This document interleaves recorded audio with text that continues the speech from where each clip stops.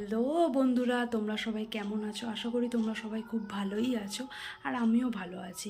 তাই তোমাদের জন্য আর একটা নতুন রেসিপি নিয়ে চলে আসলাম। শীতকাল মানেই তোমরা জানো অনেক রকম সুস্বাদু মিষ্টি পাওয়া যায়, দুধের, ছানার। তবে আজকে আমি একটা নতুন ধরনের মিষ্টি বাড়িতে তৈরি করে তোমাদের দেখাবো। আমি আজ কি মিষ্টি তৈরি করছি সেটা তোমরা দেখলেই জানতে পারবে, কিন্তু এখন আমি বলবো না। চলো তাহলে তোমাদের চটপট নিয়ে যাই কিচেনে। দেখো, প্রথমে গাজরগুলোকে ভালো করে ছাড়িয়ে নিয়েছি। এবার গাজরগুলোকে ভালো করে কুড়ে নেব। তোমরা একটা জিনিস মনে রাখবে, বাজারে দু রকমের গাজর পাওয়া যায়, তো তোমরা লাল গাজরটাই নেবে, তাতে খেতে ভালো হবে। প্রথমে কড়াইটা গরম হয়ে গেলে ওতে 1 চামচ বাটার দিয়ে দেবো। তারপর বাটারটা ভালোভাবে গলে গেলে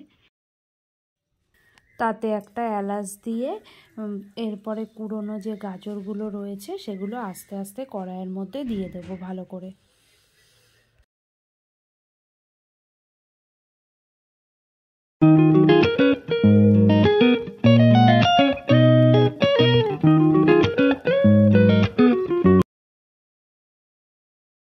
এবার এতে 1 চামচ নুন দিয়ে ভালো করে নাড়াচাড়া করে 5 মিনিটের জন্য ঢাকা দিয়ে রাখবো।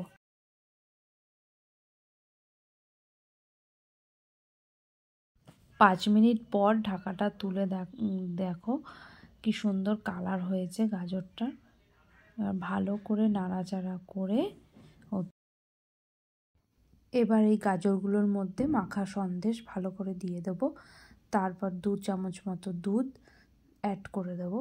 এরপর আগে থেকে ভিজিয়ে রাখা কিশমিশগুলো দিয়ে ভালো করে নাড়িয়ে চাড়িয়ে 2 থেকে 3 মিনিটের জন্য রেখে দেবো। তাহলেই রেডি হয়ে যাবে গাজরের হালুয়া। অ্যাট লাস্ট তোমরা দেখতে পাচ্ছ হালুয়া আমার রেডি।